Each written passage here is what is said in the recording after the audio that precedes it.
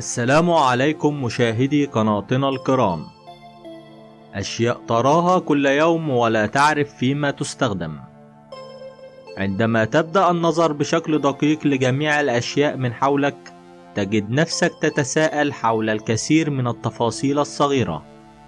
فالعديد منا يلاحظون وجود أشياء غير منطقية أو غير مفهومة في مختلف الأشياء، ونعتقد أنها بلا فائدة أو حتى أنها موجودة بلا أدنى سبب. ولكن عليك أن تدرك جيدا أن لكل شيء سبب، فلا يوجد شيء من حولك بلا هدف. فلا داعي للحيرة بعد الآن. فاليوم سوف نعرفكم على أسرار بعض الأشياء العجيبة من حولك التي لم تكن تعرف فيما تستخدم. بعضها قد يصيبك بالصدمة لعدم توقعك يوما الغرض منه. الثقب الصغير الموجود على زجاج الطائرة من الداخل. إذا كنت قد سافرت بالطائرة من قبل، فأنت في الغالب قد لاحظت وجود ذلك الثقب على النافذة. هذا الثقب ليس عيبا في الصناعة، فالحقيقة أنه بسبب وجود تفاوت في الضغط بين داخل الطائرة وخارجها، فقد يتحطم الزجاج بسبب هذا الضغط. فعندما ترتفع الطائرة إلى سرعة الطيران، فإن هذا الثقب موجود لموازنة الضغط بين الطبقتين الزجاجيتين، حيث يمكن أن يتحطم الزجاج الداخلي من تلقاء نفسه بسبب التفاوت الكبير بين الضغط في مقصورة الطائرة وخارجها. الجيب العلوي صغير الحجم في البنطلون الجينز.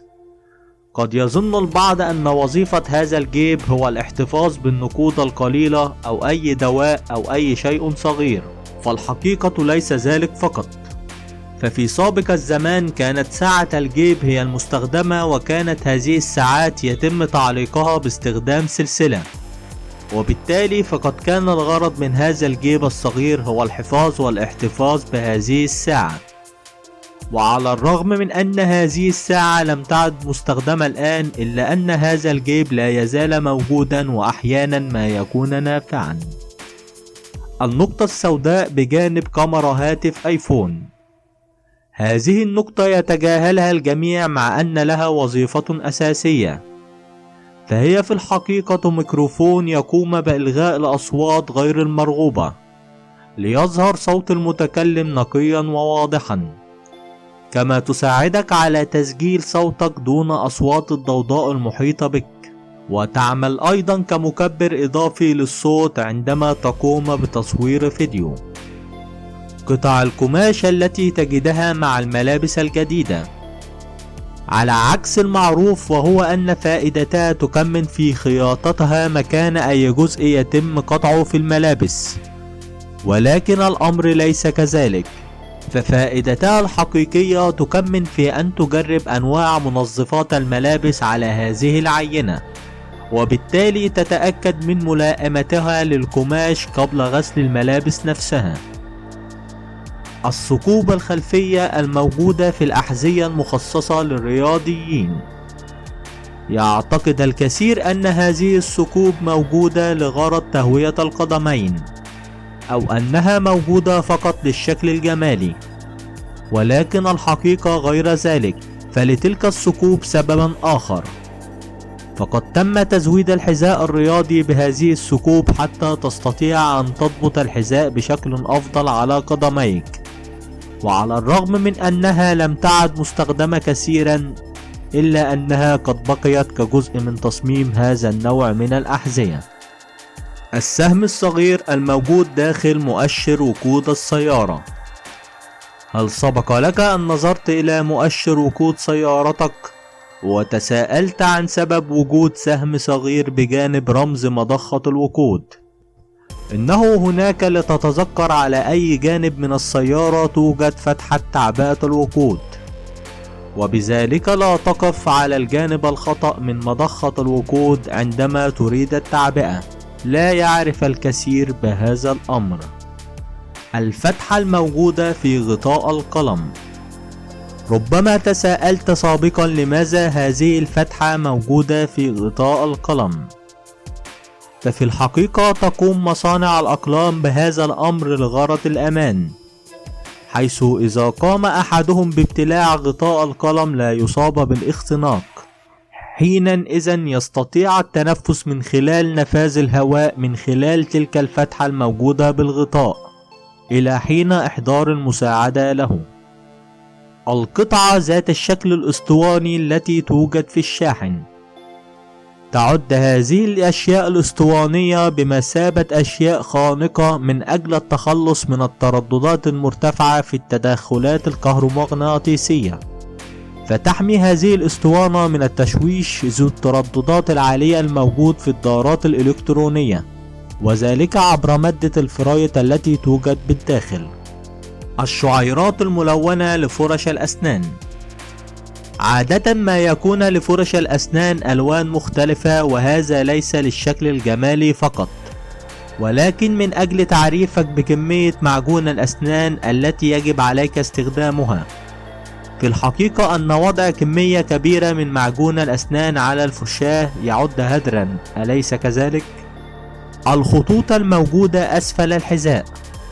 ربما تظن أن الخطوط والتصاميم أسفل حذائك شكلا جماليا، ولكن في الحقيقة أن ذلك الخطوط مهمة جدا، فهي تقوم بإبقاء التماسك بينك وبين الأرض، وتمنع خطر التزحلق على الأرض المليئة بالمياه. الثقب الموجود في المغسلة. من المؤكد أن كثيرا منا رأى ذلك الثقب من قبل، ولم يكن يعرف ما هي الفائدة منه حتى أصبحنا نعتقد أنه من ديكور المغسلة. ففي الحقيقة أن ذلك الثقب له عدة أغراض، وأهمها أنه يقوم بتفريغ الماء حين يحدث انسداد في الحوض حتى لا تفيض المياه خارجه، وأيضا يستخدم لأداة لتعليق بعض المرفقات والأدوات الخاصة بالأطفال كحاملة الصابون لكي تساعدهم للوصول إلى الماء بسهولة. الثقب الصغير في الأقفال. أن لهذا الثقب عدة أغراض. أولا، يحمي القفل من تراكم الرطوبة عندما يكون مستخدما في الهواء الطلق، فعندما يتعرض القفل للرطوبة يكون أكثر عرضة للصدأ، وهنا يأتي دور الثقب الذي لا يسمح بتراكم السوائل. ثانيا، يمنع هذا الثقب القفل من التجمد في فصل الشتاء. ثالثا، قد يكون القفل في بعض الأوقات ليس سلسا، فيمكن إضافة بعض قطرات الزيت بداخله، وسوف يستمر في العمل بشكل أفضل. الثقوب في مقابض أواني الطبخ. إن كان إناء الطبخ لديك يملك ثقبا في المقبض، فذلك يعني أن لديك حامل مغرفة طعام جاهز للاستعمال دائما.